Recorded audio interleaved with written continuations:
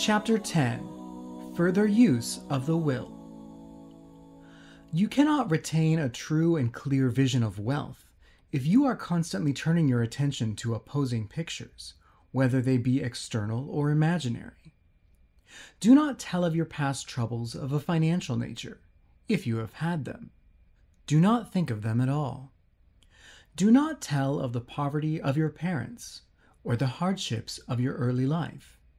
To do any of these things is to mentally class yourself with the poor for the time being, and it will certainly check the movement of things in your direction. Let the dead bury their dead, as Jesus said. Put poverty and all things that pertain to poverty completely behind you. You have accepted a certain theory of the universe as being correct, and are resting all your hopes of happiness on its being correct. And what can you gain by giving heed to conflicting theories? Do not read religious books which tell you that the world is soon coming to an end. And do not read the writings of muckrakers and pessimistic philosophers who tell you that it is going to the devil. The world is not going to the devil. It is going to God. It is a wonderful becoming. True, there may be a good many things in existing conditions which are disagreeable. But what is the use of studying them when they are certainly passing away, and when the study of them only tends to check their passing and keep them with us? Why give your time and attention to things which are being removed by evolutionary growth, when you can hasten their removal only by promoting the evolutionary growth as far as your part of it goes? No matter how horrible in seeming may be the conditions in certain countries, sections, or places, you waste your time and destroy your own chances by considering them. You should interest yourself in the world's becoming rich. Think of the riches the world is coming into, instead of the poverty it is growing out of. And bear in mind that the only way in which you can assist the world in growing rich is by growing rich yourself, through the creative method, not the competitive one. Give your attention wholly to riches. Ignore poverty. When you think or speak of those who are poor, think and speak of them as those who are becoming rich, those who are to be congratulated rather than pitied. Then they and others will catch the inspiration and begin to search for the way out. Because I say that you are to give your whole time, mind, and thought to riches, it does not follow that you are to be sordid or mean. To become really rich is the noblest aim you can have, for it includes everything else. On the competitive plane, the struggle to get rich is a godless scramble for power over other men. But when we come to the creative mind, all this is changed. All that is possible in the way of greatness and soul unfoldment, of service and lofty endeavor, comes by way of getting rich. All is made possible by the use of things. If you lack for physical health, you will find that the attainment of it is conditional on your getting rich. Only those who are emancipated from financial worry and who have the means to live a carefree existence and follow hygienic practices can have and retain health. Moral and spiritual greatness is possible only to those who are above the competitive battle for existence, and only those who are becoming rich on the plane of competitive thought are free from the degrading influences of competition.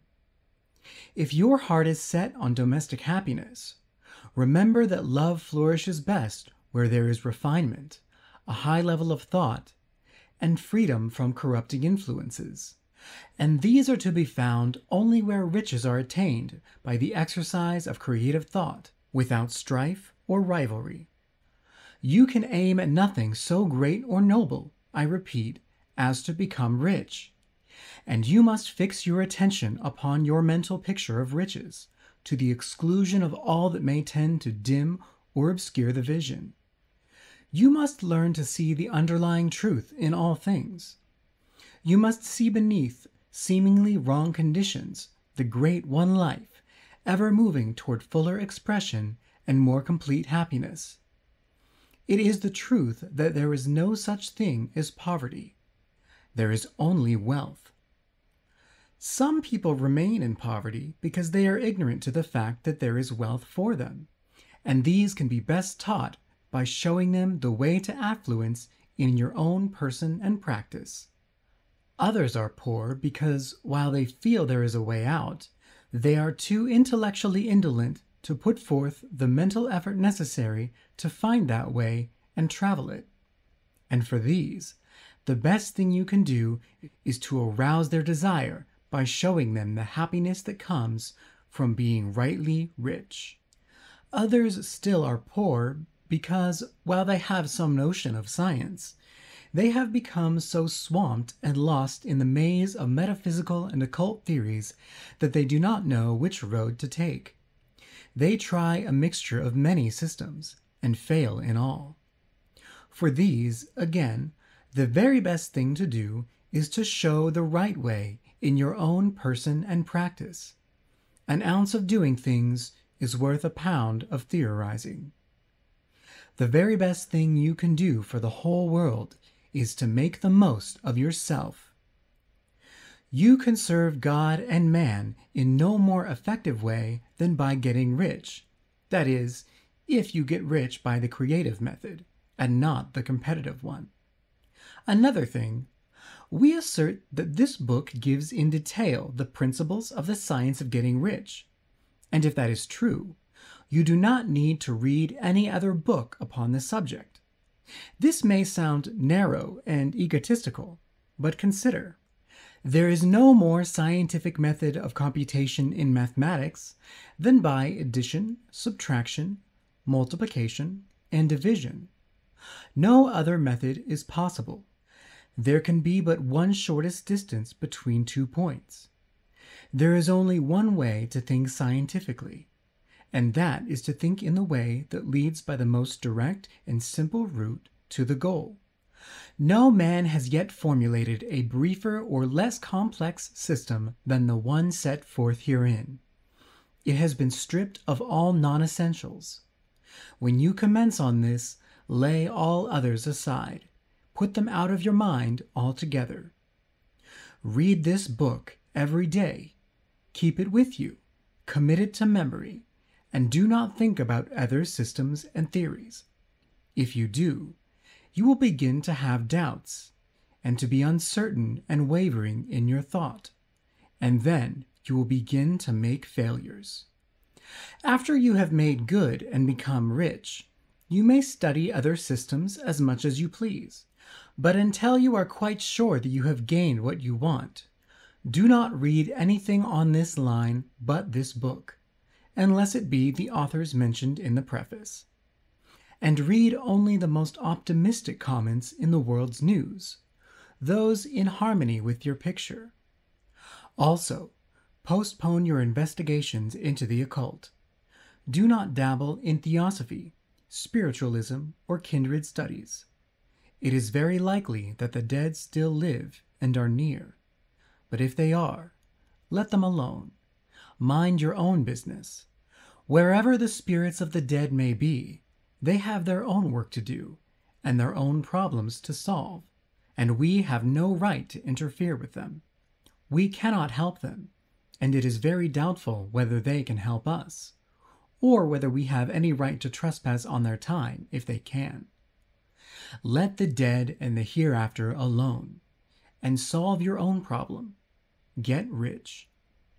If you begin to mix with the occult, you will start mental cross-currents which will surely bring your hopes to shipwreck. Now, this and the preceding chapters have brought us to the following statement of basic facts. There is a thinking stuff from which all things are made, and which, in its original state, permeates, penetrates, and fills the interspaces of the universe. A thought, in this substance, produces the thing that is imaged by the thought. Man can form things in his thought, and, by impressing his thought upon formless substance, can cause the thing he thinks about to be created. In order to do this, man must pass from the competitive to the creative mind. He must form a clear mental picture of the things he wants, and hold this picture in his thoughts with the fixed purpose to get what he wants, and the unwavering faith that he does get what he wants, closing his mind to all that may tend to shake his purpose, dim his vision, or quench his faith. And in addition to all this, we shall now see that he must live and act in a certain way.